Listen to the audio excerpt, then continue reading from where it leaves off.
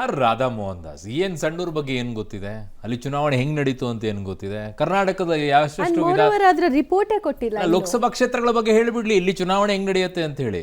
ಸ್ಥಳೀಯವಾಗಿ ಇಲ್ಲಿ ಎಷ್ಟು ಓಡಾಡಿದಾರಂತೆ, ಎಷ್ಟು ಗೊತ್ತಿದೆ ಅಂತೆ, ಪಂಚಾಯತಿಗಳಲ್ಲಿ ಹೆಂಗಿದೆ ಲೆಕ್ಕಾಚಾರ, ಯಾವ ಜಾತಿಗಳು ಆಟ ಆಡುತ್ತೆ ಅಲ್ಲಿ ಕಾಂಗ್ರೆಸ್ ಎಷ್ಟು ಸಲ ಆಗಿದ್ದಿದೆ, ಬಿಜೆಪಿ ಎಷ್ಟು ಗಿದೆ, ಏನು ತಿಳ್ಕೊಳ್ಳಾರ್ದೆ ಯಾರೋ ಒಂದು ಕಿವಿಗೆ ಓದಿದ ತಕ್ಷಣ ಹೇಳ್ಬಿಡೋದು.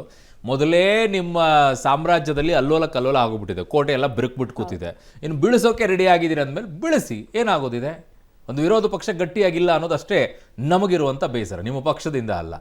ಇನ್ನು ನಾನೇ ಅಧ್ಯಕ್ಷ ಅಂತ ವಿಜಯೇಂದ್ರ ಅವರು ಹೇಳ್ಕೊಳ್ತಾ ಇದ್ದಾರೆ. ಆದರೆ ಒಂದಿಷ್ಟು ಅಸಮಾಧಾನಗಳು ಇನ್ನೂ ಕೂಡ ಭುಗಿಲೆದ್ದಿದೆ. ಹಾಗಿದ್ದಾಗ ಆಗಿರುವಂಥ ಬೆಳವಣಿಗೆ ಏನು? ಒಟ್ಟಾರೆಯಾಗಿ ವರದಿ ಇಲ್ಲಿದೆ ನೋಡಿ. ಬಿಜೆಪಿ ರಾಜ್ಯಾಧ್ಯಕ್ಷ ಚುನಾವಣೆಗೆ ಅಖಾಡ ಸಚ್ಚು. ವಿಜೇಂದ್ರ ವಿರುದ್ಧ ಯತ್ನಾಳ್ ಸ್ಪರ್ಧೆ ಫಿಕ್ಸ್. ಚುನಾವಣೆಯೂ ಗುಪ್ತ ಚೀಟಿ, ಮತದಾನವು. ರಾಜ್ಯ ಬಿಜೆಪಿ ಮನೆಯಲ್ಲಿ ಆಂತರಿಕ ಕಚ್ಚಾಟ ತಾರಕಕ್ಕೇರಿದ್ದು ಹೈಕಮಾಂಡ್ ಎಂಟ್ರಿ ಕೊಟ್ಟಿದೆ. ಸದ್ಯ ಬಿಜೆಪಿ ರಾಜ್ಯಾಧ್ಯಕ್ಷ ಚುನಾವಣೆಗೆ ಅಖಾಡ ಸಜ್ಜಾಗಿದ್ದು, ವಿಜೇಂದ್ರ ವಿರುದ್ಧ ಬಸನಗೌಡ ಪಾಟೀಲ್ ಯತ್ನಾಳ್ ಕಣಕ್ಕಿಳಿಯುವ ಸಾಧ್ಯತೆ ಇದೆ. ಇದು ಹೈಕಮಾಂಡ್ಗೆ ತಲೆನೋವು ತಂದಿದ್ದು, ಸಹಮತದ ಆಯ್ಕೆ ಕಷ್ಟಸಾಧ್ಯ ಎನ್ನಲಾಗಿದೆ. ಹೀಗಾಗಿ ಚುನಾವಣೆನೋ ಗುಪ್ತ ಚೀಟಿ, ಮತದಾನವು. ಸದ್ಯದಲ್ಲೇ ಹೈಕಮಾಂಡ್ ಸಂದೇಶ ರವಾನಿಸುವ ನಿರೀಕ್ಷೆ ಇದೆ. ಈಗಾಗಲೇ ಭಿನ್ನರು ಚುನಾವಣೆ ಆಗಲೇಬೇಕು ಅಂತ ಪಟ್ಟು ಹಿಡಿದಿದ್ದಾರೆ. ಈ ಬೆನ್ನಲ್ಲೇ ವಿಜೇಂದ್ರ ವಿರುದ್ಧ ಯತ್ನಾಳ್ ತೊಡೆ ತಟ್ಟಿರೋದು ಬಲ ಪ್ರದರ್ಶನಕ್ಕೆ ವೇದಿಕೆ ಸೃಷ್ಟಿಯಾಗಿದೆ. ಜಿಲ್ಲೆಯ 3 ಮಾಜಿ ಶಾಸಕರು ಅವರಿಗೆ ಬೆಂಬಲವನ್ನು ಕೊಡ್ತಿರ್ತಕ್ಕಂಥವ್ರು ಯಾರು ಅಂತಕ್ಕಂಥದ್ದು ಗೊತ್ತಿದೆ. ಇವತ್ತು ಕೂಡ ನಮ್ಮ ರಾಜ್ಯಾಧ್ಯಕ್ಷರು ಯಡಿಯೂರಪ್ಪನವ್ರಿಗೆ ಬೆಂಬಲ ಕೊಡ್ತಿರ್ತಕ್ಕಂಥವ್ರು ಕೂಡ ಕಳೆದ ಲೋಕಸಭೆ ಚುನಾವಣೆಯಲ್ಲಿ ನಮ್ಮ ಅಭ್ಯರ್ಥಿಯಾದಂಥ ಗಾಯತ್ರಿ ಸಿದ್ದೇಶ್ವರವ್ರನ್ನ ಸೋಲಿಸಿ ಕಾಂಗ್ರೆಸ್ ಏಜೆಂಟ್ರಂತೆ ಕೆಲಸ ಮಾಡಿದವರು. ಆ ವಿರುದ್ಧವಾಗಿ ಕೂಡ ನಾನು ಈ ಸಂದರ್ಭದಲ್ಲಿ ಮಾತನಾಡಿದ್ದೀನಿ. ಆದರೆ ಜನತೆಗೆ ಗೊತ್ತಿದೆ, ಸೆಂಟ್ರಲ್ ಗೌರ್ಮೆಂಟ್ ಭಾರತೀಯ ಜನತಾ ಪಕ್ಷದ ನರೇಂದ್ರ ಮೋದಿಜಿಯವರಿದ್ದಾರೆ. ಸೆಂಟ್ರಲ್ ಇಂಟೆಲಿಜೆನ್ಸ್ ಇರುತ್ತೆ, ಸ್ಟೇಟ್ ಇಂಟೆಲಿಜೆನ್ಸ್ ಇರುತ್ತೆ. ಎಲ್ಲದಕ್ಕಿಂತ ಮುಖ್ಯವಾಗಿ ಸ್ಪರ್ಧೆ ಮಾಡಿದಂಥ ಅಭ್ಯರ್ಥಿ ಇರ್ತಾರೆ. ಕಾರ್ಯಕರ್ತರಿಗೆ ಗೊತ್ತಿರುತ್ತೆ, ಜನಸಾಮಾನ್ಯರಿಗೆ ಗೊತ್ತಿರುತ್ತೆ ಯಾರು ಪಕ್ಷದ್ರೋಹಿ ಕೆಲಸ ಮಾಡಿದ್ದಾರೆ ಅಂತೇಳಿ. ಶಾಸಕರು, ನಾವು ಮಾಜಿಗಳು, ಹಾಲಿ ಶಾಸಕರು ಮತ್ತು ಭಾಳ ಆದರ್ಶ ಮರ್ಯಾದೆಯ ಪುರುಷೋತ್ತಮ. ಹಾಗಾಗಿ ಮಾತಾಡಿದ್ದಾರೆ. ನಾನು ಒಂದು ಮಾತು ಕೇಳೋಕ್ಕೆ ಇಚ್ಛೆ ಪಡ್ತೀನಿ. ಆಯ್ತಪ್ಪ, ಹೆಸರು ಹೇಳೋಕ್ಕೂ ಅಸಹ್ಯ ಆಗುತ್ತೆ ಅಂತ ಹೇಳ್ತಿದ್ದಿಲ್ಲಪ್ಪ, ಹೇಳಿದೆಲ್ಲ ನಿನ್ನೆ.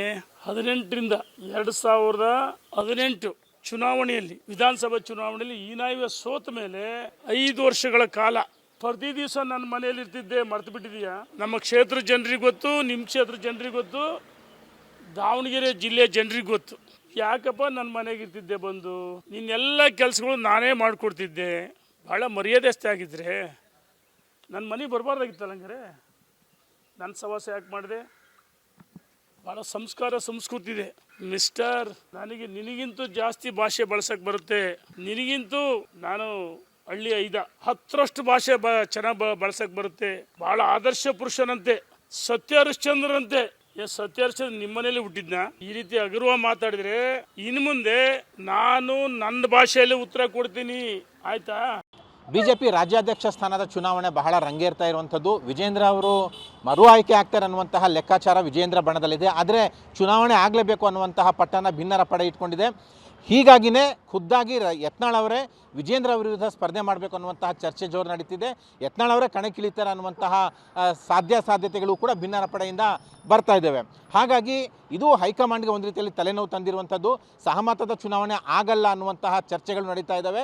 ಜೊತೆಗೆ ಹೈಕಮಾಂಡ್ ಏನು ಮಾಡುತ್ತೆ ಅನ್ನುವಂಥದ್ದು ಕೂಡ ಕಾದು ನೋಡಬೇಕು. ಸಂಧಾನ ಸೂತ್ರವೋ ಅಥವಾ ಸಹಮತದ ಚುನಾವಣೆಯೋ ಅಥವಾ ಬಹುಮತದ ಚುನಾವಣೆಯೋ ಅನ್ನುವಂಥ ಬಹಳ ಕುತೂಹಲ ಮೂಡಿಸಿದೆ. ಈ ಬೆನ್ನಲ್ಲೇ ಯತ್ನಾಳ್ ಅವರ ಎಂಟ್ರಿಯಿಂದಾಗಿ ಎಲ್ಲೋ ಒಂದು ಕಡೆ ರಾಜ್ಯಾಧ್ಯಕ್ಷರ ಚುನಾವಣೆ ಒಂದು ರೀತಿಯಲ್ಲಿ ಬಲ ಪ್ರದರ್ಶನಕ್ಕೆ ವೇದಿಕೆ ಆಗುತ್ತೆ ಅನ್ನುವಂಥ ಮಾತುಗಳು ಕೂಡ ಕೇಳಿ ಬರ್ತಾ ಇದೆ. ನಿನ್ನೆಷ್ಟೇ ರಾಜ್ಯಾಧ್ಯಕ್ಷ ಆಯ್ಕೆ ಸಂಬಂಧ ಸಂಸದರು, ಶಾಸಕರ ಅಭಿಪ್ರಾಯವನ್ನ ರಾಜ್ಯ ಬಿಜೆಪಿ ಉಸ್ತುವಾರಿ ಸಂಗ್ರಹಿಸಿದ್ದಾರೆ.